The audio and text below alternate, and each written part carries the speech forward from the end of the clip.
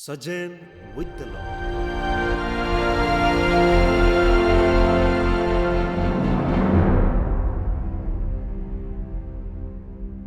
Today's gospel repeats much of yesterday's about the sorrow the disciples will experience when Jesus goes away and the joy will experience when he soon returns. Jesus compares their experience to a woman about to give birth to a child. During the time of delivery, she suffers greatly but is so happy once her child is born. The joy of seeing her newborn child face to face is worthy any pain. The disciples will have go through a similar experience as the new Jesus, the risen Christ, enters his new life and the new people of God, his post resurrection body, comes to birth. Today's passage adds the promise that when Jesus sees them again, they will experience a joy no one can take from you, and they will no longer have need to ask the question they are asking now. It does not mean that there will not be more sufferings in the future. There will be, and some of them will give their lives for their commitment to Jesus and the kingdom.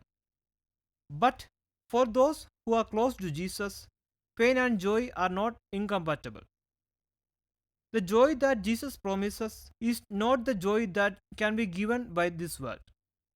The joy and happiness of this world is temporary and perishing.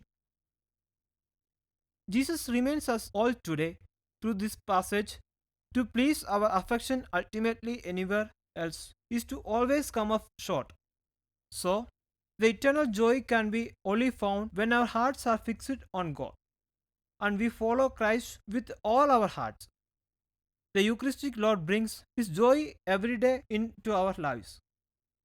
His presence gives us the strength to face the pains and the challenges and converts them into joys.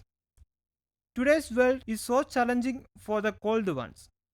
We may have go through struggles and pains, but as long as He, the Eucharistic Lord, is with us, we are longer in the cultures of fears and death, rather the people of joy and life who share the joy of the gospel throughout this world.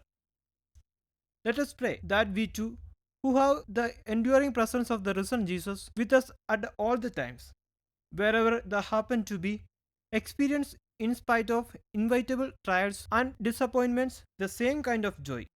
In fact, we have reason to be concerned if there is not an underlying joy in our lives. It should be make us wonder just how close we really are to Jesus.